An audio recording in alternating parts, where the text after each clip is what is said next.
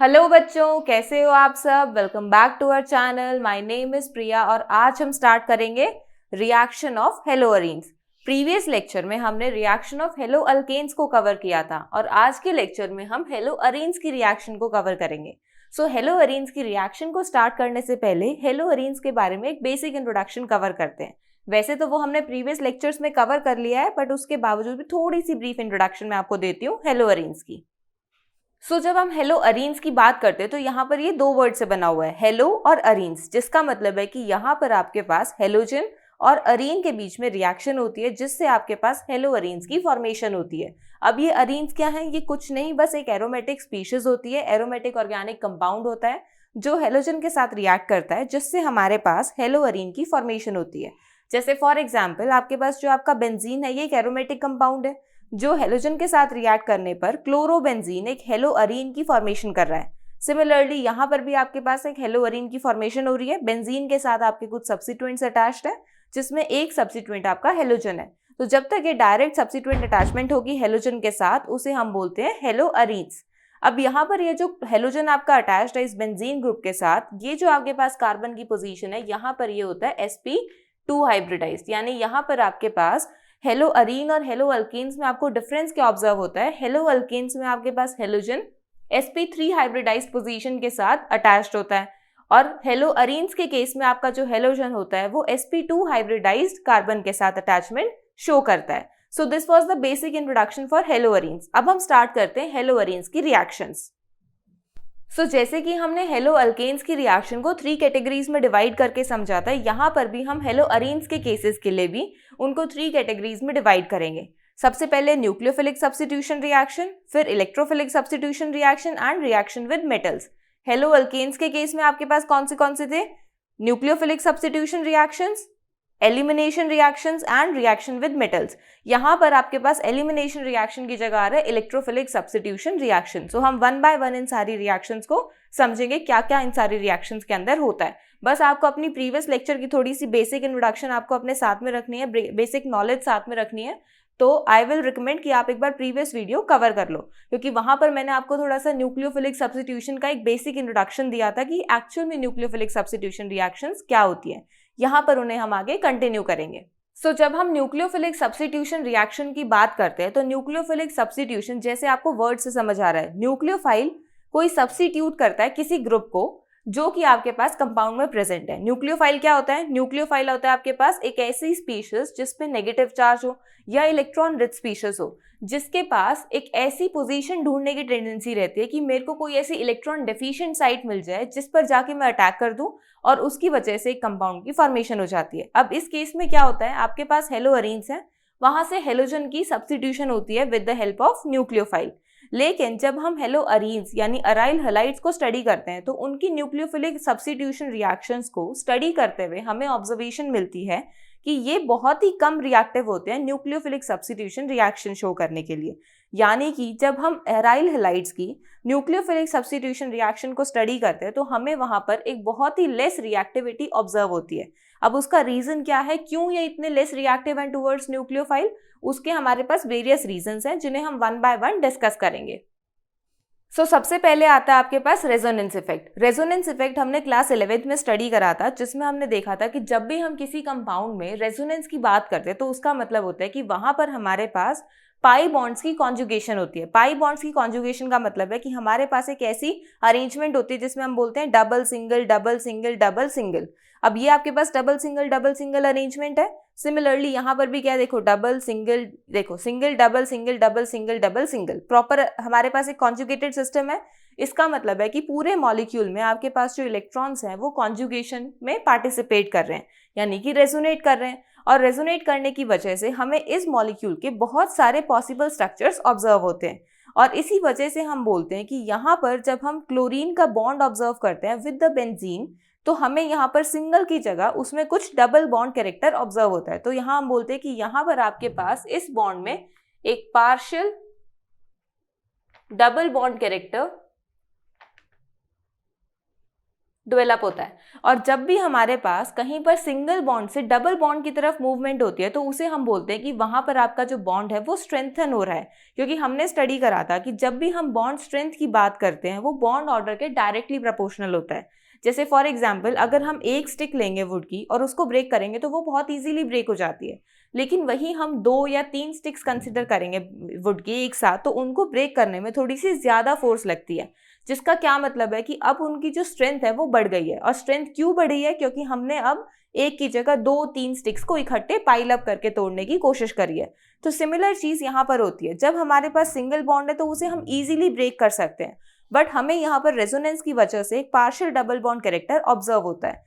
Partial double bond character observe होने की वजह से हमें ऑब्जर्वेशन मिलती है कि अब इस बॉन्ड को ब्रेक करना डिफिकल्ट हो जाता है, और डिफिकल्ट हो जाता है तो ये बॉन्ड हमारा सब्स्टिट्यूट हो ही नहीं पाता। और इसी रीजन की वजह से हम बोलते हैं कि अराइल हैलाइड्स लेस रिएक्टिव हैं टुवर्ड्स न्यूक्लियोफिलिक सब्स्टिट्यूशन रिएक्शन।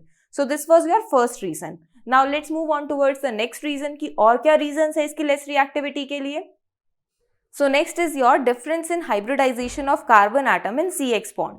सो यहाँ पर क्या होता है, जब हम हेलोअरीन्स और हेलोअल्केन्स को कंपेयर करते हैं तो यहाँ हमें क्या ऑब्जर्वेशन मिलती है कि हेलोअरीन्स के केस में आपके पास हेलोजन और कार्बन के अंदर जो हाइब्रिडाइजेशन ऑब्जर्व होती है वो sp2 हाइब्रिडाइज्ड होती है, और वहीं जब हम हेलोअल्केन्स की बात करते हैं तो उस केस में आपका जो हेलोजन होता है वो sp3 हाइब्रिडाइज्ड कार्बन के साथ अटैचमेंट शो करता है।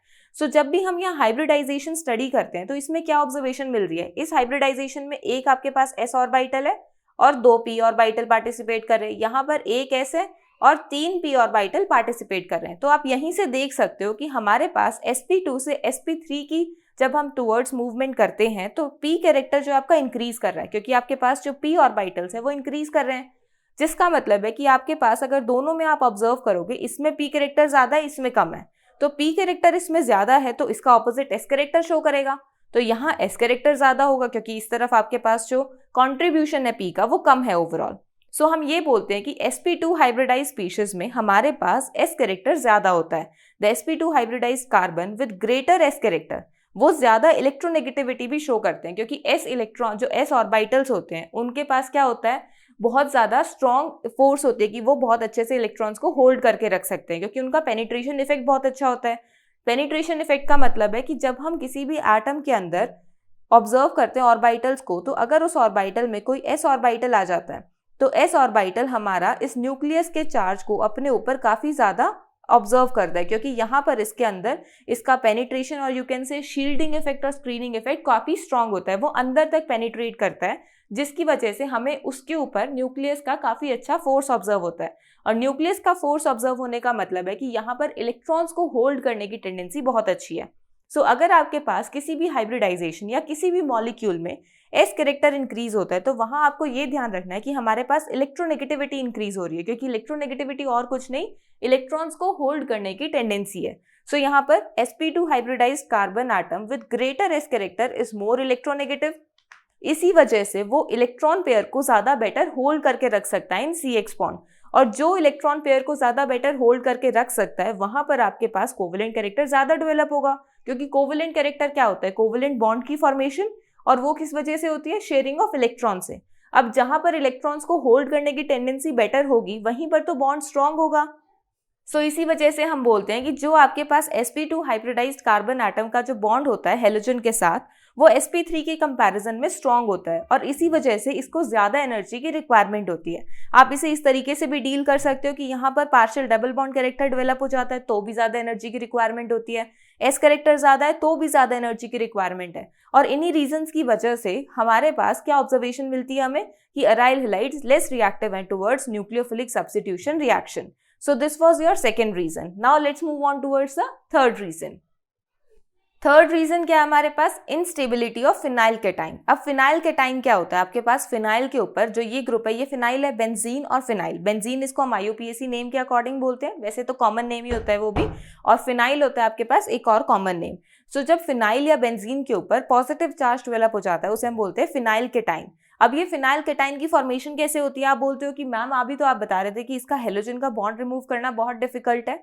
फिर भी आपने यहाँ फिनाइल केटाइन की फॉर्मेशन कर दी, तो कुछ केसेस में ये सेल्फ आयनाइज हो जाता है। अभी आपको मैं आगे रिएक्शंस पढ़ाऊंगी जहां पर आपको इसकी आयनाइजेशन ऑब्जर्व होगी, जिससे आपके पास यहाँ पर हेलोजन का बॉन्ड सब्स्टिट्यूट हो जाएगा। सो उस केस में अभी आपको ये ऑब्जर्व होगा कि यहाँ सेल्फ आयनाइजेशन हो रही है। अब वहां पर आप प्रॉपरली ये भी नहीं बोल सकते कि सेल्फ आयनाइजेशन हो रही है, काफी केसेस में आपको ऐसे ऑब्जर्वेशन मिलती है। ये बस एक एक्सपेरिमेंटल डाटा है कि हमें किसी भी हेलोअरीन के केस में अगर कभी सेल्फ आयनाइजेशन ऑब्जर्व होती है, वैसे यूजुअली ऑब्जर्व नहीं होता, तो उस केस में आपके पास फिनाइल केटाइन की फॉर्मेशन होती है, और फिनाइल केटाइन आपका स्टेबल स्पीशीज नहीं है। सो इसी रीजन की वजह से हम बोलते हैं कि यहाँ पर आपके पास एक इनस्टेबल स्पीशीज की फॉर्मेशन हो रही है, जिसकी वजह से वो इस डायरेक्शन में रिएक्शन को प्रोसीड ही नहीं करेगा, और अगर वो रिएक्शन को इस डायरेक्शन में प्रोसीड नहीं करेगा तो सब्स्टिट्यूशन नहीं होगी, और इसी रीजन की वजह से उसमें लेस रिएक्टिविटी है। और क्या रीजन हो सकता है आपके पास? और रीजन ये हो सकता है कि जब भी हम यहाँ पर हेलोजन की बॉन्ड की फॉर्मेशन ऑब्जर्व करते हैं किसी अरीन कंपाउंड के साथ, तो उस केस में हेलोजन के पास काफी ज्यादा इलेक्ट्रॉन्स होते हैं। ये हमें पता है कि हेलोजन के पास 7 इलेक्ट्रॉन्स है उसके वैलेंस शेल में, जिसमें से 1 इलेक्ट्रॉन वो बॉन्डिंग में पार्टिसिपेट करवा लेता है। बाकी जो 6 इलेक्ट्रॉन्स हैं वो तो अभी भी उसके पास ऑर्बिट के अंदर इसी तरीके से लाई कर रहे हैं। सो वो जो आपके पास ऑर्बिट में इलेक्ट्रॉन्स लाई कर रहे हैं, उसकी वजह से क्या होता है, वो जब भी न्यूक्लियोफाइल अटैक करने की कोशिश करता है इस बॉन्ड के ऊपर, वो उसे रिपेल कर देता है, क्योंकि न्यूक्लियोफाइल भी इलेक्ट्रॉन्स लेके आ रहा है और हेलोजन के पास भी अपने खुद के इलेक्ट्रॉन्स हैं। सो यहाँ पर क्या होता है, रिपल्शन होती है, और उस रिपल्शन की वजह से न्यूक्लियोफाइल का अप्रोच प्रॉपर नहीं हो पाता अरीन्स की तरफ। और यही रीजन है कि आप बोलते हो कि हमारे पास जो हेलोअरीन्स है वो लेस रिएक्टिव है टुवर्ड्स न्यूक्लियोफिलिक सब्स्टिट्यूशन रिएक्शन। सो ये आपके पास कुछ रीजंस हैं जिनको आप बता सकते हो जब भी आपके पास क्वेश्चन आए कि why haloarenes are less reactive towards nucleophilic substitution reactions. अब आप बोलोगे कि मैम अगर फिर यहाँ पर हमें इतनी लेस रिएक्टिविटी मिल रही है, रिएक्शन ही ऑब्जर्व नहीं होती, तो हमने इसको कैटेगरी में ही क्यों डिवाइड करा? न्यूक्लियोफिलिक सब्स्टिट्यूशन रिएक्शन पढ़ने की ही जरूरत नहीं थी अगर रिएक्शंस होती ही नहीं है, तो हमने इसके रीजंस भी क्यों ऑब्जर्व करें? कुछ रिएक्शंस पॉसिबल हैं, अभी हम उन रिएक्शंस को ही देखेंगे कि कैसे वो पॉसिबल हैं, उनमें क्या प्रोडक्ट्स आते हैं, और ऐसी कौन सी रिएक्शंस हैं जिनमें आपको यहाँ पर न्यूक्लियोफिलिक सब्स्टिट्यूशन ऑब्जर्व होता है। सो यहाँ पर आपको ऑब्जर्व होगा replacement of halogen by hydroxyl group, यानी OH स्पीशीज से आप हेलोजन की रिप्लेसमेंट को ऑब्जर्व करोगे। यहाँ क्या होता है, आपके पास एक हेलोअरीन होता है जिसको आप NaOH के प्रेजेंस में बहुत हाई टेम्परेचर पर और हाई प्रेशर पर हीट करते हो, जिस वजह से आपके पास यहाँ पर हेलोजन की रिप्लेसमेंट आपको ऑब्जर्व होती है विद हाइड्रोक्सिल ग्रुप, और आपके पास एक फिनॉल कंपाउंड की फॉर्मेशन हो रही है। अब यहाँ पर आपको काफ़ी हाई टेम्परेचर और काफ़ी हाई प्रेशर कंडीशंस मेंटेन करनी पड़ती है, बट क्या आप हर बार इतनी कंडीशंस को मेंटेन कर पाओगे? तो उस कंडीशंस में आपको यहाँ पर अगर कंडीशंस को थोड़ा नॉर्मलाइज करना है तो कुछ ना कुछ यहाँ और इंट्रोड्यूस करना पड़ेगा। सो जब हम रिएक्शंस करते हैं तो हमें ऑब्जर्वेशन में क्या मिलता है कि जब हम कोई इलेक्ट्रॉन विड्रॉइंग ग्रुप जैसे नाइट्रो ग्रुप इंट्रोड्यूस कर देते हैं अपने हेलोअरीन्स के केस में, तो वहां पर आपको ऑर्थो पैरा पोजीशंस पर रिएक्टिविटी काफी ज्यादा इंक्रीज हुई मिलती है हेलोअरीन्स के केस में। अब ये क्या है, इस स्टेटमेंट में क्या बोलने की कोशिश कर रहे हैं उसको अभी हम समझते हैं। अभी बस आप इतना ध्यान रखना कि जब भी आपके पास कोई इलेक्ट्रॉन विड्रॉइंग ग्रुप होता है, इलेक्ट्रॉन विड्रॉइंग ग्रुप का मतलब होता है जो कहीं से भी इलेक्ट्रॉन्स को अपनी तरफ पुल करे, इलेक्ट्रॉन्स को विड्रॉ कर ले किसी भी मॉलिक्यूल में से, जैसे कि नाइट्रो ग्रुप। नाइट्रो एक बहुत स्ट्रॉन्ग इलेक्ट्रॉन विड्रॉइंग ग्रुप होता है। सो इसकी टेंडेंसी क्या रहती है, जब भी ये किसी मॉलिक्यूल के साथ अटैच्ड होता है ना, उस मॉलिक्यूल में से इलेक्ट्रॉन्स को अपनी तरफ खींच लेता है। अब यहाँ जब वो बेंजीन के साथ अटैच होगा तो बेंजीन की नाइट्रो की जो ऑर्थो और पैरा पोजीशंस होंगी उन पर आपको यहाँ पर क्या ऑब्जर्वेशन मिलेगी, एक प्रॉपर रिएक्टिविटी ऑब्जर्व होगी हेलोअरीन्स के लिए, सॉरी इन हेलोजन्स की ऑर्थो पैरा पोजीशंस के ऊपर, नाइट्रो ग्रुप की ऑर्थो पैरा पोजीशंस पर नहीं, हेलोजन की ऑर्थो पैरा पोजीशंस पर। अब उसका रीजन क्या है उसे अभी हम आगे डिस्कस करेंगे। सो देखो, सबसे पहले हम देखते हैं कि हमें यहाँ पर ऐसा क्या ऑब्जर्वेशन मिलती है, कैसे हम कंडीशंस को नॉर्मलाइज करते चलते हैं। देखो, सबसे पहले हमने एक नाइट्रो ग्रुप इंट्रोड्यूस करा। इस नाइट्रो ग्रुप के इंट्रोडक्शन से क्या हुआ, यहाँ पर हम जो हम लोग हेलोजन की रिप्लेसमेंट कर रहे थे हाइड्रोक्सिल ग्रुप के साथ, अब यहाँ पर क्या हो रहा है हमारे पास, सो यहाँ पर आपके पास आएगा replacement of halogen by hydroxyl group. अब यहाँ पर क्या है, आपके पास जो बेंजीन रिंग के ऊपर हेलोजन अटैच्ड है उस हेलोजन को आप हाइड्रोक्सिल ग्रुप से रिप्लेस कर रहे हो। सो इसके लिए हमें काफ़ी एक्सट्रीम कंडीशंस की रिक्वायरमेंट होती है, जैसे कि NaOH की प्रेजेंस में आप बहुत हाई टेम्परेचर और हाई प्रेशर पर उसको हीट कर रहे हो, जिस वजह से आपके पास ये हेलोजन जो है वो रिप्लेस हो जाता है बाय हाइड्रोक्सिल ग्रुप। अब यहाँ पर काफ़ी हाई कंडीशंस मेंटेन करनी पड़ती है। तो इन कंडीशंस को अगर आपको नॉर्मलाइज करना है तो आप कैसा एटमॉस्फेयर क्रिएट करो कि आपका जो हेलोजन है वो इजीली रिप्लेस हो जाए। सो उस केस में हमें क्या ऑब्जर्वेशन मिलती है कि अगर हम इस हेलोजन के ऑर्थो पैरा पोजीशंस पर किसी इलेक्ट्रॉन विड्रॉइंग ग्रुप की प्रेजेंस शो करें, यानी कि अगर कोई आप ऐसा इलेक्ट्रॉन विड्रॉइंग ग्रुप अटैच कर दो जो कि मॉलिक्यूल में से इलेक्ट्रॉन्स को निकाल सके, सो उससे क्या होगा, आपके पास ऑर्थो और पैरा पोजीशन पर जैसे आप उनके अटैचमेंट करोगे वो हेलोअरीन्स की रिएक्टिविटी को इंक्रीज कर देते हैं। और रिएक्टिविटी इंक्रीज होने की वजह से अब यहाँ से जो हेलोजन है उसे आप इजीली डिस्प्लेस कर सकते हो बाय एनी अदर न्यूक्लियोफाइल। सो जैसे अगर हम कुछ यहाँ पर कोई भी इलेक्ट्रॉन विड्रॉइंग ग्रुप आप इंट्रोड्यूस करोगे मॉलिक्यूल में उसकी ऑर्थो और पैरा पोजीशंस पर, तो वहां पर आपके पास रिएक्टिविटी इंक्रीज होती मिलेगी। अब ये रिएक्टिविटी कैसे इंक्रीज करा है उसे अभी हम आगे स्टडी करेंगे। सो सबसे पहले हम कुछ रिएक्शंस देख लेते हैं कि कैसे हमें यहाँ पर कंडीशंस थोड़ी सी हार्श होती हुई डिक्रीज हो रही है। मतलब पहले काफ़ी हार्श कंडीशंस थी, फिर थोड़ी नॉर्मल कंडीशंस की तरफ हम मूवमेंट कर रहे हैं। जैसे सबसे पहले मैंने एक पैरा पोजीशन पर नाइट्रो ग्रुप की इंट्रोडक्शन करी। सो जैसे आपने यहाँ नाइट्रो ग्रुप इंट्रोड्यूस करा, यहाँ पर आपके पास NaOH को आपने काफ़ी लो टेम्परेचर प्रीवियस के कंपेरिजन में, पीछे आपने 623 केल्विन पर हीट करा था, यहाँ आप 443 केल्विन टेम्परेचर पर हीट कर रहे हो, जिससे आपके पास आपको यहाँ पर रिप्लेसमेंट ऑब्जर्व हो रही है। वहीं अगर आपने दो नाइट्रो ग्रुप इंट्रोड्यूस कर दिए, एक ऑर्थो पे दूसरा पैरा पे, तो आपको और ज्यादा टेम्परेचर डिक्रीज ऑब्जर्व होता है कि 368 केल्विन पर ही अब रिएक्शन हो गई है। और वहीं अगर आपने 3 पोजीशंस पर नाइट्रो ग्रुप अटैच कर दिया तो ये तो इतना रिएक्टिव हो जाता है कि सिर्फ वार्म वाटर के साथ ही अपनी रिप्लेसमेंट रिएक्शन शो करने लगता है। सो इस वजह से हमें क्या ऑब्जर्वेशन मिलती है कि जैसे जैसे हम कोई इलेक्ट्रॉन विड्रॉइंग ग्रुप इंट्रोड्यूस कर रहे हैं अपने मॉलिक्यूल में, उसी तरीके से हमारी जो कंडीशंस है वो काफी ज्यादा नॉर्मल की तरफ मूव कर रही हैं। अब वो कंडीशंस इतनी हार्श नहीं रही है। अब उसका रीजन क्या है, देखो, जब हम किसी मॉलिक्यूल के अंदर उसकी पैरा पोजीशन पर नाइट्रो ग्रुप की अटैचमेंट करवाते हैं तो नाइट्रो ग्रुप में देखो यहाँ पर होता है पॉजिटिव चार्ज। सो नाइट्रोजन के ऊपर पॉजिटिव चार्ज होने की वजह से इलेक्ट्रॉन डेफिशिएंसी शो करता है और इसकी टेंडेंसी रहती है इलेक्ट्रॉन्स को विड्रॉ करने की। सो इसी वजह से ये इलेक्ट्रॉन विड्रॉइंग ग्रुप की तरह बिहेव कर रहा है। अब यहाँ पर जब आपका OH नेगेटिव अटैक करता है तो पहले स्टेप में आपके पास OH नेगेटिव का अटैक ही होता है, जो कि स्लो स्टेप होता है। सो इसमें OH नेगेटिव जैसे ही अटैक करेगा आपके पास कुछ इस तरीके की स्पीशीज फॉर्मेशन होगी, क्योंकि यहाँ पर क्या हो रहा है, OH नेगेटिव जब यहाँ अटैक कर रहा है तो यहाँ पर आपके पास OH के साथ बॉन्ड बन रहा है। अब इस पोजीशन पर तो कार्बन के 5 बॉन्ड्स हो गए, तो उसे एक बॉन्ड रिमूव करना पड़ेगा। इस साइड से वो रिमूव कर नहीं सकता क्योंकि सिंगल बॉन्ड हो गया। अगर यहाँ से रिमूव करा तो बॉन्ड ब्रेक हो जाएगा, जिससे मॉलिक्यूल ही डिस्टर्ब हो जाएगा, तो उसे अपना एक डबल बॉन्ड रिमूव करना पड़ता है और आपके पास इस तरीके से एक अरेंजमेंट आती है। अब इस अरेंजमेंट में आप देखोगे कि रेजोनेंस पॉसिबल है, क्योंकि यहाँ पर आपको क्या ऑब्जर्वेशन मिलती है, conjugation, negative charge, single double single double single, हमारे पास एक कॉन्जुगेशन आ गई ना। सो इस कॉन्जुगेशन की वजह से हम यहाँ पर डिफरेंट डिफरेंट स्ट्रक्चर्स ऑब्जर्व कर पा रहे हैं। तो यहाँ जैसे ही आप इस स्ट्रक्चर तक पहुंचते हो तो जैसे ही नेक्स्ट आपके पास कॉन्जुगेशन आती है, उस केस में आप जैसे आप यहाँ पर इलेक्ट्रॉन्स की मूवमेंट करते हो, इन दोनों में से किसी ग्रुप को रिमूव होना होता है और वो आपके पास हेलोजन अपनी डिस्प्लेसमेंट शो करता है। सो यहाँ से आपको एक लास्ट स्टेप में एक फास्ट स्टेप ऑब्जर्व होता है जिसमें आपके पास फटाफट से हेलोजन रिमूव हो जाता है और हाइड्रोक्सिल ग्रुप आपके पास यहाँ पर ऑब्जर्वेशन में अटैचमेंट शो करता है।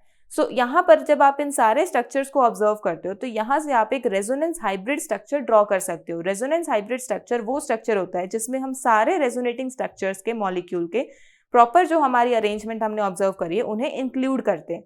जैसे अगर आप यहाँ देखोगे ओवरऑल, अगर आप इसका स्ट्रक्चरल अरेंजमेंट देखो तो एक आपके पास हेक्सेन रिंग जिसमें पैरा पोजीशन पर नाइट्रो और इसकी पैरा पोजीशन पर यहाँ पर क्लोरीन और OH एक साथ अटैचमेंट शो कर रहे हैं। अब जो अंदर हमारे पास जो बॉन्ड फॉर्मेशन हो रखी है, जिनकी प्रॉपर मूवमेंट हो रही है, कॉन्जुगेशन हो रही है, वो यहाँ पर इस स्पीशीज से लेकर इस पॉइंट तक, ये दोनों जो हमारे पास पॉइंट्स है, यहाँ पर आपके पास जो डीलोकलाइजेशन है वो पॉसिबल है, चार्ज की भी और बॉन्ड्स की भी। सो हम यहाँ पर इसी तरीके से एक सर्कल ड्रॉ करते हैं और बीच में नेगेटिव चार्ज को ड्रॉ करते हैं, जिस हिसाब से हमारे पास एक रेजोनेंस हाइब्रिड स्ट्रक्चर की फॉर्मेशन होती है। सो यहाँ पर इस तरीके से हम बोलते हैं कि यहाँ इस तरीके से हमें एक प्रॉपर कॉन्जुगेशन ऑब्जर्व होती है, जिसमें हमें क्या पता लगता है कि हमारे पास यहाँ नेगेटिव चार्ज डेवलप होता है और ये जो नेगेटिव चार्ज डेवलप होता है ये नाइट्रो ग्रुप के बिल्कुल सामने होता है। तो नाइट्रो यहाँ से इजीली इलेक्ट्रॉन डेंसिटी को विड्रॉ कर लेता है। अब जब हमारा न्यूक्लियोफाइल अटैक करता है तो न्यूक्लियोफाइल एक ऐसी साइट को ढूंढता है जो इलेक्ट्रॉन डेफिशिएंट होगी और हमें पता है कि यहाँ पर तो इलेक्ट्रॉन्स पॉसिबल है क्योंकि इसके पास डबल बॉन्ड है, तो इलेक्ट्रॉन्स है यहाँ पर। सो इसको इलेक्ट्रॉन डेफिशिएंट करने के लिए हम क्या करते हैं, इससे इलेक्ट्रॉन्स को विड्रॉ करवाते हैं। तो जिस वजह से उसकी रिएक्टिविटी बढ़ जाती है, क्योंकि पहले तो वो रिएक्शन शो नहीं कर रहा था क्योंकि उसको एज सच कोई डेफिशिएंसी ऑब्जर्व नहीं हो रही थी, बट जैसे ही हमने कोई इलेक्ट्रॉन विड्रॉइंग ग्रुप अटैच करवाया वो उस डेंसिटी ऑफ इलेक्ट्रॉन को विड्रॉ कर रहा है, जिस वजह से अब जो बेंजीन मॉलिक्यूल हमारे पास था उसमें इलेक्ट्रॉन डेंसिटी डिक्रीज हो गई और वो न्यूक्लियोफाइल की तरफ टूवर्ड्स थोड़ा ज्यादा रिएक्टिव हो जाता है। सिमिलरली जब हम ऑर्थो पोजीशन पर बात करते हैं किसी नाइट्रो ग्रुप की, उस केस में भी जब आप यहाँ पर प्रॉपर ये मूवमेंट ऑब्जर्व करोगे चार्ज और बॉन्ड्स की, तो आपको ये ऑब्जर्व होगा कि ऑर्थो पोजीशन पर भी नेगेटिव चार्ज डेवलप हो रहा है, जो कि इसके ऑपोजिट है नाइट्रो ग्रुप के। सो यहाँ से भी जो नाइट्रो है वो इजीली इलेक्ट्रॉन डेंसिटी को विड्रॉ कर सकता है, जिससे हमारे पास जो रिएक्टिविटी है वो जो हेलोअरीन्स की वो इंक्रीज हो जाती है। सिमिलरली जैसे हमने पीछे ऑब्जर्व करा था ना, पहले कॉन्जुगेशन ऑब्जर्व कर रहे हैं, जिससे हमारे पास एक रेजोनेंस हाइब्रिड स्ट्रक्चर आता है।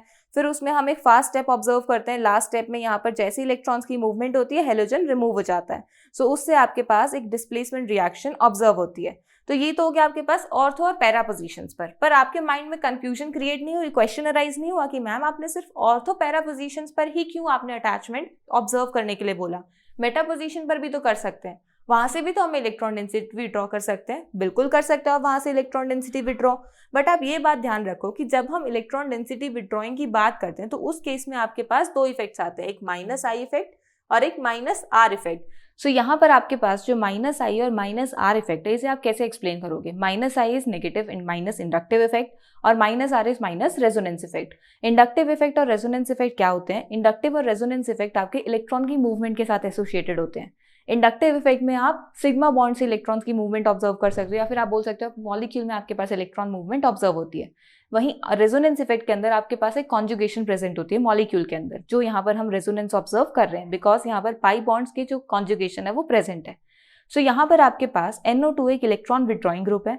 इलेक्ट्रॉन विड्रॉइंग ग्रुप हमेशा माइनस आई इफेक्ट शो करता है और इलेक्ट्रॉन डोनेटिंग ग्रुप आपका प्लस आई इफेक्ट शो करता है। इलेक्ट्रॉन विड्रॉइंग ग्रुप का क्या मतलब है कि ये मॉलिक्यूल में से इलेक्ट्रॉन्स को विड्रॉ करने की कोशिश कर रहा है। सो यहाँ पर जो आपके पास NO2 है ये इलेक्ट्रॉन्स को विड्रॉ कर रहा है, जिसकी वजह से इस ओवरऑल मॉलिक्यूल की वो इलेक्ट्रॉन डेंसिटी को डिक्रीज कर रहा है। अगर इसकी इलेक्ट्रॉन डेंसिटी डिक्रीज हो जाएगी तो न्यूक्लियोफाइल इजीली अटैक कर पाएगा।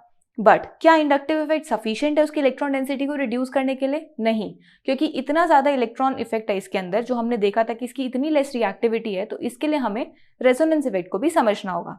अब रेजोनेंस इफेक्ट के अंदर क्या होता है कि यहाँ पर जो NO2 आपने कंसिडर करा है इसका माइनस आर इफेक्ट भी है। माइनस आर इफेक्ट कैसे है? देखो यहाँ पर जैसी negative charge electron rich site आ जाएगी, नाइट्रोजन पॉजिटिव चार्ज है, वो यहाँ से इलेक्ट्रॉन्स को अपनी तरफ मूव करेगा और यहाँ एक्स्ट्रा इलेक्ट्रॉन्स होने की वजह से वो ऑक्सीजन वाले बॉन्ड को आगे मूव कर देगा, जिससे उसके पास एक साइट क्रिएट हो जाएगी और उस साइट पर वो इलेक्ट्रॉन्स को अपनी तरफ शिफ्ट कर सकता है।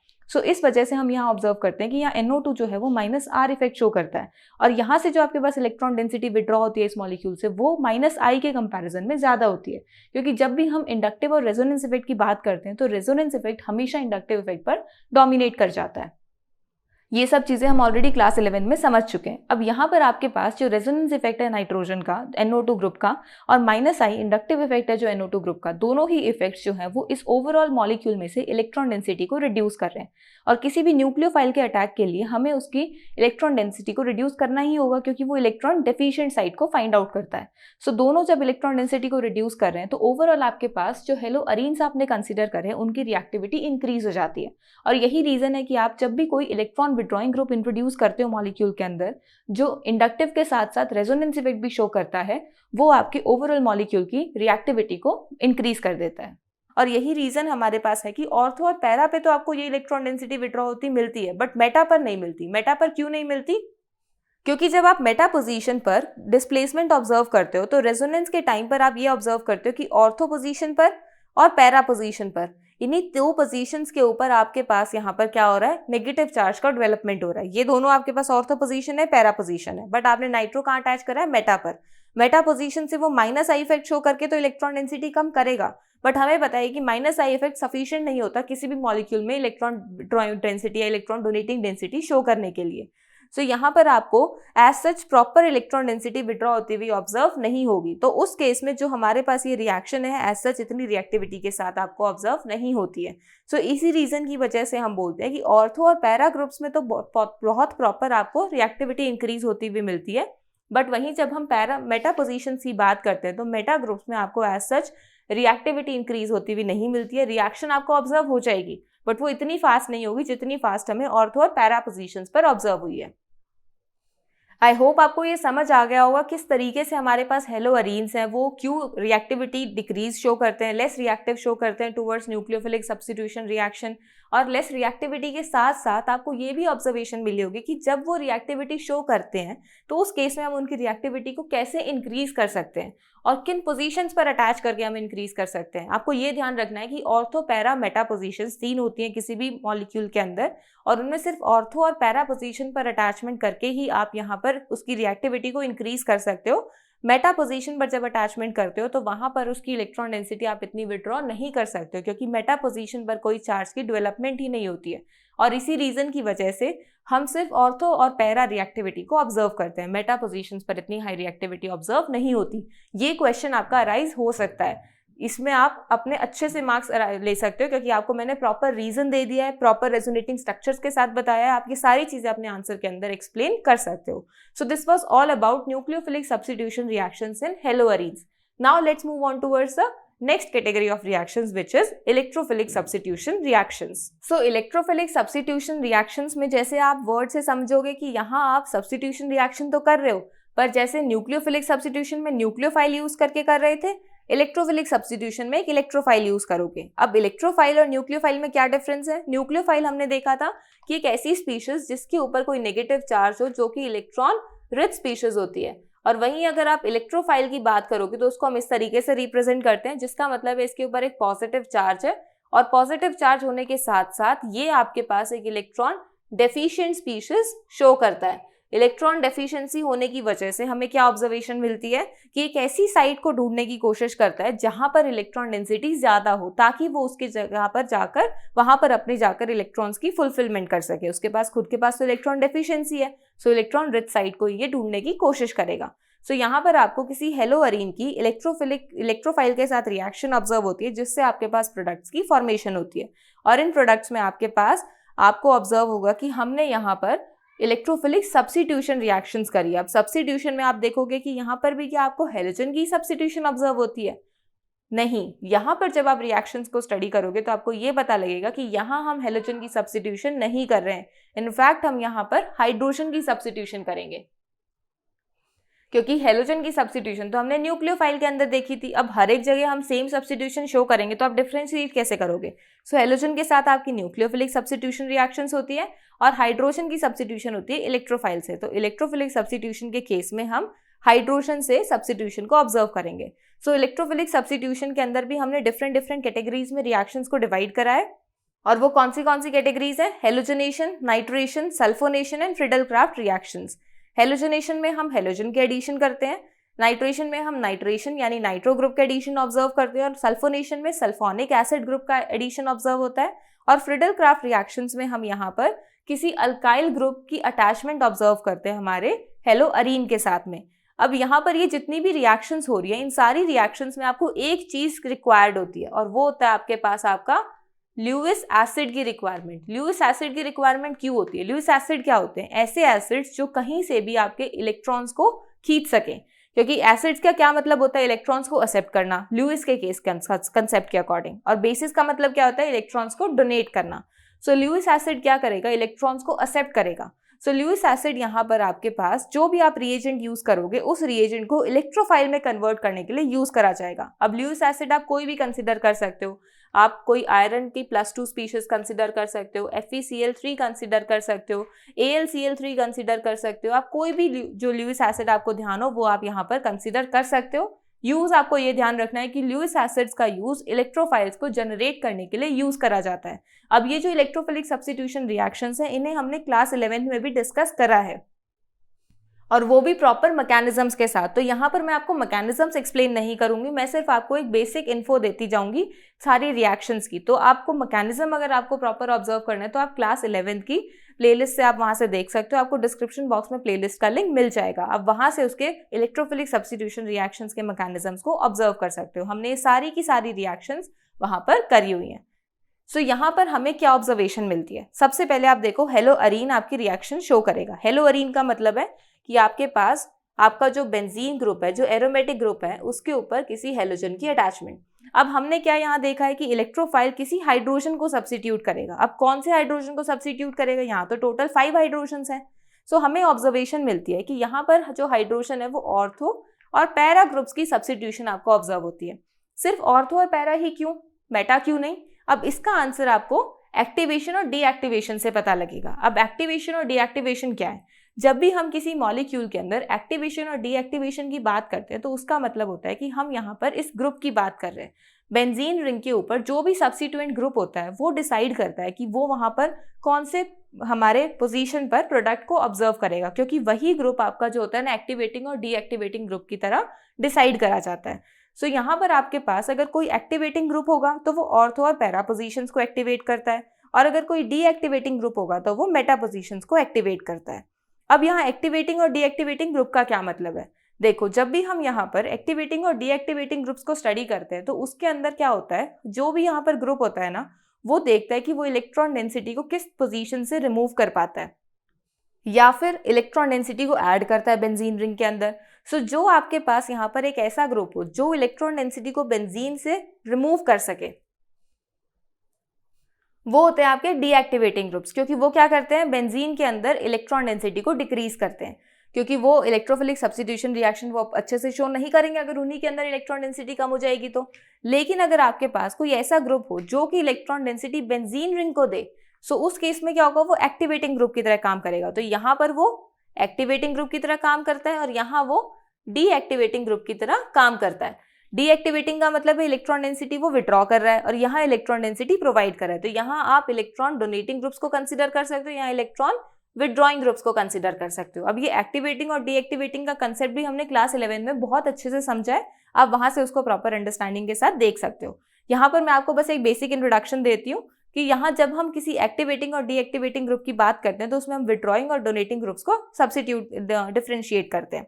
अब यहाँ पर क्या होता है, जब हम हेलोजन्स की बात करते हैं तो हेलोजन्स के केस में हमने क्या स्टडी करा था कि हेलोजन्स आपके मॉडरेटली डीएक्टिवेटिंग साइड पर आते हैं। मॉडरेटली डीएक्टिवेटिंग साइड पर क्यों आते हैं? क्योंकि हेलोजन्स की आपके पास दो कैरेक्टर्स होते हैं, एक तो वो -I शो करता है, दूसरा वो +R शो करता है। -I का मतलब है कि यहाँ तो वो इलेक्ट्रॉन विड्रॉइंग ग्रुप की तरह बिहेव कर रहा है, और +R का मतलब है कि यहाँ वो इलेक्ट्रॉन डोनेटिंग ग्रुप की तरह बिहेव कर रहा है, क्योंकि यहाँ वो इलेक्ट्रॉन्स दे रहा है रेजोनेंस की हेल्प से, और -I से वो इलेक्ट्रॉन्स को विड्रॉ कर रहा है इंडक्टिव इफेक्ट की हेल्प से, क्योंकि हेलोजन्स के अंदर नेगेटिव इंडक्टिव इफेक्ट होता है बट वो पॉजिटिव रेजोनेंस शो करते हैं। सो यहाँ पर क्या होता है आपके पास, जब हम यहाँ पर किसी मॉलिक्यूल के अंदर रेजोनेंस ऑब्जर्व करते हैं, स्पेशली इन केस ऑफ हेलोअरीन्स, सो आपको कुछ इस टाइप से आपको रेजोनेंस ऑब्जर्व होती है, जिसमें आप क्या ऑब्जर्व करोगे कि जो क्लोरीन ग्रुप, जो भी हेलोजन है, यहाँ मैंने क्लोरीन का एग्जांपल लिया, जो भी हेलोजन है वो इलेक्ट्रॉन्स प्रोवाइड करता है बेंजीन को, जिस वजह से आपके पास ऑर्थो और पैरा पोजीशंस पर नेगेटिव चार्ज की जनरेशन होती है, यानी इलेक्ट्रॉन रिच साइड्स क्रिएट होती हैं ऑर्थो और पैरा पोजीशंस पर। और हमें पता है जहां इलेक्ट्रॉन रिच साइड वहां इलेक्ट्रोफाइल का अटैक। सो यहाँ पर क्या हो रहा है, एक्टिवेशन ही तो हो रही है। सो ऐसे हम बोलते हैं कि जो हमारे पास हेलोजन है वो रेजोनेंस से तो एक्टिवेशन शो करते हैं बट इंडक्टिव से वो डीएक्टिवेशन शो करते हैं। बट हमें पता है कि रेजोनेंस जो है वो डोमिनेट कर जाता है इंडक्टिव इफेक्ट के ऊपर, और इसी रीजन की वजह से हमारे पास जो हेलोजन्स होते हैं वो मॉडरेटली एक्टिवेटिंग होते हैं, और मॉडरेटली एक्टिवेटिंग या मॉडरेटली डीएक्टिवेटिंग भी आप बोल सकते हो। सो मॉडरेटली एक्टिवेटिंग और डीएक्टिवेटिंग के केस में वो ऑर्थो पैरा सब्स्टिट्यूएंट्स ही अटैचमेंट शो करते हैं, क्योंकि वहां पर ऑर्थो और पैरा डायरेक्टिंग ग्रुप्स ही आ पाएंगे, क्योंकि वहीं पर वो इलेक्ट्रॉन डेंसिटी को इंक्रीज कर रहे हैं। सो ये आपको रीजन ध्यान रखना है कि क्यों हमें यहाँ पर हेलोअरीन्स के केस में ऑर्थो पैरा प्रोडक्ट्स ऑब्जर्व होते हैं, और उस केस में भी आपको पैरा पोजीशन पर मेजर प्रोडक्ट्स मिलते हैं अनलेस एंड अनटिल आपको ऑर्थो के ऊपर कोई एक्स्ट्रा बॉन्डिंग ना ऑब्जर्व हो रही हो, कोई और आपके पास एक एक्स्ट्रा बॉन्डिंग आ रही हो जो उसको एक्स्ट्रा स्टेबिलिटी दे रही हो, तो उस केस में तो आपके ऑर्थो ग्रुप सब्स्टिट्यूएंट जो होते हैं वो मेजर हो जाते हैं, बट आपके पास पैरा ही मेजर रहेंगे अगर कोई ऐसी एक्स्ट्रा बॉन्डिंग नहीं ऑब्जर्व हो रही है। तो क्योंकि यहाँ पर आपके पास क्या हो रहा है, एक प्रॉपर अरेंजमेंट आ रही है, तो उस अरेंजमेंट से आप ये बोल सकते हो कि यहाँ पर इतना डिस्टेंस है जिससे वो प्रॉपरली अपने बहुत सारे स्पीशीज को बना सकता है। इस केस में आपको स्टेरिक हिंड्रेंस ऑब्जर्व हो जाती है, जिस वजह से वहां पर उस फॉर्मेशन के लिए थोड़ा सा रिस्ट्रिक्शन आ जाता है, और इसी वजह से हमारे पैरा ग्रुप्स मेजर हो जाते हैं। सो ये तो मैंने आपको मैकेनिज्म थोड़ा सा समझाया कि किस तरीके से आपको हेलोअरीन्स के केस में इलेक्ट्रोफिलिक सब्स्टिट्यूशन रिएक्शंस ऑब्जर्व होती हैं। हमारे पास इलेक्ट्रॉन डेंसिटी इंक्रीज होती है जहां पर आपका इलेक्ट्रोफाइल अटैक करने की कोशिश करता है। अब यहाँ पर आपने मैकेनिज्म तो बेसिक आइडिया कवर कर लिया, अब रिएक्शंस को देख लेते हैं कि इन रिएक्शंस में हमें किस तरीके से प्रोडक्ट्स की फॉर्मेशन ऑब्जर्व होती है। सो हम वन बाय वन सारी रिएक्शंस को कवर करेंगे। सबसे पहले हेलोजनेशन। हेलोजनेशन मतलब हेलोजन की एडिशन। तो यहाँ पर आपके पास जो भी हेलोअरीन है उसमें आप हेलोजन की एडिशन ऑब्जर्व करते हो in presence of a Lewis acid, जिसका काम क्या होता है, इलेक्ट्रोफाइल को जनरेट करना। वो इलेक्ट्रोफाइल कैसे जनरेट करेगा, जैसे यहाँ पर आपके पास एक क्लोरीन क्लोरीन ग्रुप है, इस क्लोरीन क्लोरीन ग्रुप के अंदर वो जो हमारे पास ल्यूइस एसिड है वो क्या करेगा, एक क्लोरीन स्पीशीज को ले जाएगा विद इट्स इलेक्ट्रॉन, यानी कि वो यहाँ से Cl नेगेटिव को ले जाएगा, और अगर Cl नेगेटिव चला गया तो यहाँ से हमारे पास Cl पॉजिटिव की जनरेशन होगी, जो क्या है आपके पास एक इलेक्ट्रोफाइल है। तो इलेक्ट्रोफाइल की जनरेशन हुई ना with the help of Lewis acid. तो इसी वजह से हम ल्यूइस एसिड को यूज करते हैं, क्योंकि अगर आपने ल्यूइस एसिड यूज नहीं करा तो ये Cl2 तो कोई रिएजेंट ही नहीं है, ना तो न्यूक्लियोफाइल है ना ही इलेक्ट्रोफाइल है। उसको इलेक्ट्रोफाइल में कन्वर्ट करने के लिए आपको ल्यूइस एसिड की रिक्वायरमेंट है। सो जैसे इलेक्ट्रोफाइल बनेगा वो अपनी ऑर्थो और पैरा पोजीशन पर उसका अटैक ऑब्जर्व करेगा और पैरा वाला आपका मेजर आ जाएगा। सो बस सिंपल आपको यहाँ पर ऐसे हेलोजनेशन रिएक्शन ऑब्जर्व हो जाएगी। सिमिलरली आपको नाइट्रेशन भी मिलेगी, सल्फोनेशन भी मिलेगी और फ्रिडल क्राफ्ट रिएक्शंस भी ऑब्जर्व होंगी। सो this was all about halogenation. Now let's move on towards the nitration species, nitration reaction. So nitration के केस में क्या होता है, आपके पास NO2 पॉजिटिव जो होता है ना वो इलेक्ट्रोफाइल की तरह बिहेव करता है। और NO2 पॉजिटिव आपका जनरेट कैसे होता है, कंसंट्रेटेड HNO3 और कंसंट्रेटेड H2SO4 के मिक्सचर से आपके पास NO2 पॉजिटिव की जनरेशन होती है, जिससे आपके पास यहाँ पर आप जैसी हेलोअरीन के साथ रिएक्शन देखोगे उसकी वो ऑर्थो और पैरा ग्रुप शो करेगा, जिसमें पैरा ग्रुप आपका अगेन मेजर फॉर्मेशन शो करेगा, क्योंकि उसके अंदर क्या हो रहा है, हमारे पास एक सिमेट्रिक अरेंजमेंट आ रही है, कोई स्टेरिक हिंड्रेंस नहीं आ रही, इस वजह से उसके ज्यादा प्रोडक्ट्स आपको ऑब्जर्व होते हैं। सो this was all about nitration. Now let's move on towards sulphonation reaction. Sulphonation reaction में क्या होता है, आपके पास एक सल्फोनिक एसिड ग्रुप होता है SO3H पॉजिटिव, जिसकी आपको अटैचमेंट ऑब्जर्व होती है अपने हेलोअरीन्स के केस में। तो यहाँ पर आपके पास आपका हेलोअरीन है जो कॉन्सेंट्रेटेड H2SO4 की प्रेजेंस में जब आप उसकी रिएक्शन ऑब्जर्व करते हो तो यहाँ से आपके पास SO3H पॉजिटिव की जनरेशन होती है, जो कि आपको यहाँ पर इलेक्ट्रोफिलिक सब्स्टिट्यूशन रिएक्शन देता है ऑर्थो और पैरा प्रोडक्ट्स फॉर्म करके। तो यहाँ ऑर्थो पोजीशन पर माइनर प्रोडक्ट फॉर्म होता है और पैरा पोजीशन पर एक मेजर प्रोडक्ट की फॉर्मेशन होती है। So this was your sulphonation reaction. Now let's move on towards Friedel Crafts reactions. So जब हम फ्रिडल क्राफ्ट रिएक्शन स्टडी करते हैं तो वहां पर हमें दो रिएक्शंस ऑब्जर्व होती है, जैसे हमने 11th में स्टडी करा था अल्काइलेशन एंड असाइलेशन। ये फर्स्ट वाली रिएक्शन है आपके पास अल्काइलेशन और सेकेंड रिएक्शन है आपके पास असाइलेशन। जैसे यहाँ पर ये वर्ड्स हैं अल्काइलेशन और असाइलेशन, उन्हीं के बेसिस पर आपकी रिएक्शन भी है। अल्काइलेशन का क्या मतलब है, कोई अल्काइल ग्रुप जाके अटैच हो रहा है, और अल्काइल ग्रुप क्या होता है, कोई CH3 हो सकता है, कोई C2H5 ग्रुप हो सकता है, बेसिकली आप कोई R ग्रुप की अटैचमेंट कर रहे हो। और असाइलेशन के केस में क्या होता है, आपके पास एक असाइल ग्रुप अटैचमेंट शो करता है। असाइल ग्रुप क्या होता है, COR ग्रुप, यानी R आपके पास इनमें से कोई भी हो सकता है और बाहर आपके पास एक CO ग्रुप अटैच होता है उसके साथ। तो यहाँ पर आपको एक असाइल ग्रुप की अटैचमेंट ऑब्जर्व होती है और यहाँ पर आपको एक अल्काइल ग्रुप की अटैचमेंट ऑब्जर्व होती है। तो यहाँ सबसे पहले अल्काइलेशन देखते हैं। अल्काइलेशन में हमने CH3Cl कंसिडर करा है हमारा रिएजेंट, जिसको हम ल्यूइस एसिड की प्रेजेंस में रिएक्ट करवा रहे हैं। अब ल्यूइस एसिड क्या करेगा, यहाँ से आपका Cl नेगेटिव विड्रॉ कर लेगा। जैसे ही Cl नेगेटिव विड्रॉ करेगा हमारे पास CH3 पॉजिटिव की जनरेशन होगी, जो कि इलेक्ट्रोफाइल की तरह काम करेगा और इस हेलोअरीन के ऊपर ऑर्थो पैरा प्रोडक्ट्स की फॉर्मेशन करेगा, जिसमें पैरा प्रोडक्ट हमारा मेजर आएगा। सिमिलरली जब हम अल्काइलेशन देखते हैं तो उस केस में आपको COCH3 यानी COR ग्रुप ऑब्जर्व करना है और एक तरफ हेलोजन है, जिस हेलोजन को वो Cl नेगेटिव की फॉर्म में जो आपका ल्यूइस एसिड है वो रिमूव कर लेगा। तो यहाँ पर आपके पास एक इलेक्ट्रोफाइल की जनरेशन होगी, जो इलेक्ट्रोफाइल यहाँ पर हेलोअरीन्स के साथ ऑर्थो पैरा प्रोडक्ट्स की फॉर्मेशन शो करेगा। सो ऑर्थो प्रोडक्ट आपका माइनर होगा और पैरा प्रोडक्ट आपका मेजर होगा। सो this was all about your Friedel Crafts reactions and with this your all the electrophilic substitution reactions are covered. Now let's move on towards another category of reaction, which is reaction with metals. So reaction with metals, जैसे हमने हेलोअल्केन्स के case में देखा था कि जब हम reaction with metals की बात करते हैं तो उस केस में हमारे पास क्या होता है, ऑर्गेनोमेटेलिक कंपाउंड्स की फॉर्मेशन होती है, जिससे हम फर्दर हमारे हाइड्रोकार्बन्स हैं उनके अंदर और रिएक्शंस को ऑब्जर्व करते हैं। सिमिलरली यहाँ पर भी आपको डिफरेंट रिएक्शंस मिलती हैं। पहले हम यहाँ फिटिक रिएक्शन को देखते हैं, फिर वुड्स फिटिंग की तरफ जाएंगे। फिटिक रिएक्शन में क्या होता है, आपके पास दो हेलोअरीन्स होते हैं जो सोडियम ग्रुप के साथ अटैचमेंट शो करते हैं। जैसे वुड्स रिएक्शन हमने हेलोअल्केन्स में देखा था ना, जिसमें क्या था, आपके पास कोई हेलोअल्केन ग्रुप होता है जो हमारे सोडियम मेटल के साथ रिएक्शन शो करता है। आप यहाँ पर दो हेलोअल्केन्स लेते हो, उस केस में 2 मेटल्स लोगे। सो यहाँ पर ये क्या करेगा, दोनों तरफ से हेलोजन को रिमूव कर लेगा और हमें डाइमराइजेशन ऑब्जर्व होती है। आर ग्रुप अटैच हो रहे थे ना, सिमिलरली यहाँ पर भी हो रहा है। आपके यहाँ पर जो भी अरीन ग्रुप होगा वो डाइमराइज कर जाएगा, क्योंकि 2 जो हमारे पास हेलोजन्स हैं वो सोडियम लेकर चला जाएगा और आपके पास यहाँ पर डाइमराइजेशन ऑब्जर्व होगी। अब ये तो होगी Fittig reaction. Wurtz Fittig reaction में जैसे वर्ड आ रहे हैं वुड्स और फिटिक, तो हम वुड्स और फिटिक का मिक्सचर करते हैं। यहाँ पर आपके पास वुड्स भी आएगा और फिटिक भी आएगा। वुड्स आपके पास ये वाली रिएक्शन है और फिटिक आपके पास ये वाली रिएक्शन है, जिसका क्या मतलब है, वुड्स में अगर हमारे पास हेलोअल्केन्स है और फिटिक में हेलोअरीन्स है, तो वुड्स फिटिक में दोनों आएंगे, हेलोअरीन्स भी और हेलोअल्केन्स भी। यहाँ पर क्या होगा, आपके पास वही सेम हेलोजन जो है वो सोडियम मेटल से रिमूव हो जाएगा, बट यहाँ पर डाइमराइजेशन की जगह आपके पास अरीन और अल्केन ग्रुप के अंदर आपको अटैचमेंट ऑब्जर्व होगी। सो इस तरीके से हमें जो प्रोडक्ट मिलता है वो हमें मिलता है वुड्स फिटिंग रिएक्शन के अंदर।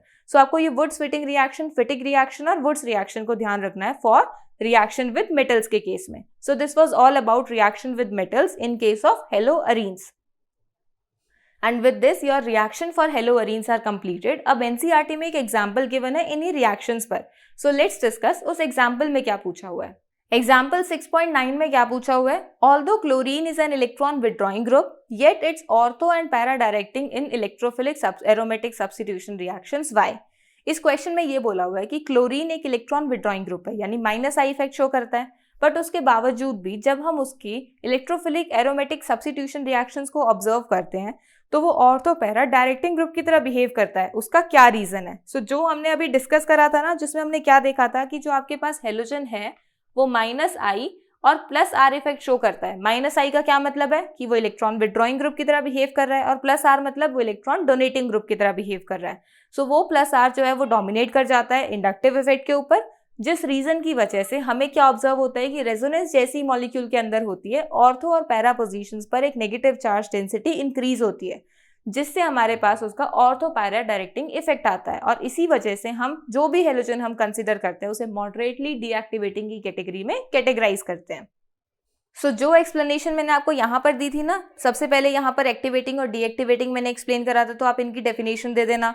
फिर उसके बाद मैंने यहाँ पर आपको माइनस आई और प्लस आर इफेक्ट बताया था, जिसमें मैंने बताया था कि जो हेलोजन होता है वो माइनस आई और प्लस आर दोनों शो करता है। माइनस आई में वो डीएक्टिवेटिंग की तरह बिहेव करता है, प्लस आर में वो एक्टिवेटिंग की तरह बिहेव करता है, और हमेशा आपका रेजोनेंस जो वो इंडक्टिव पे डोमिनेट कर जाता है। जैसे ही वो डोमिनेट करता है आपको कुछ इस टाइप से रेजोनेंस ऑब्जर्व होती है, जिसके अंदर आप क्या ऑब्जर्व करते हो कि ऑर्थो और पैरा पोजीशंस पर एक नेगेटिव चार्ज डेंसिटी क्रिएट होती है, जिसकी वजह से आप ये बोलते हो कि यहाँ नेगेटिव चार्ज डेंसिटी क्रिएट होने की वजह से आपका जो मॉलिक्यूल है वो ऑर्थो पैरा डायरेक्टिंग की तरह बिहेव करने लग जाता है। आपके पास जो सब्स्टिट्यूएंट ग्रुप है ये ऑर्थो पैरा डायरेक्टिंग की तरह ऑब्जर्वेशन देता है। सो इसी रीजन की वजह से हमारे पास जो हेलोजन्स होते हैं वो ortho para directing effect show करते हैं, और इसी वजह से हम उन्हें मॉडरेटली डीएक्टिवेटिंग की कैटेगरी में कैटेगराइज करते हैं। तो यही सब आपको अपने एग्जाम्पल में आंसर करना है। So this was your example 6.9 and with this your today's topic is completed. I hope आपको सारी की सारी हेलोअरीन्स की रिएक्शन समझ में आ गई होगी। अगर कोई भी डाउट है तो आप कमेंट सेक्शन में पूछ सकते हो। So if you like the video then do like and share the video and also subscribe to our channel. Thank you.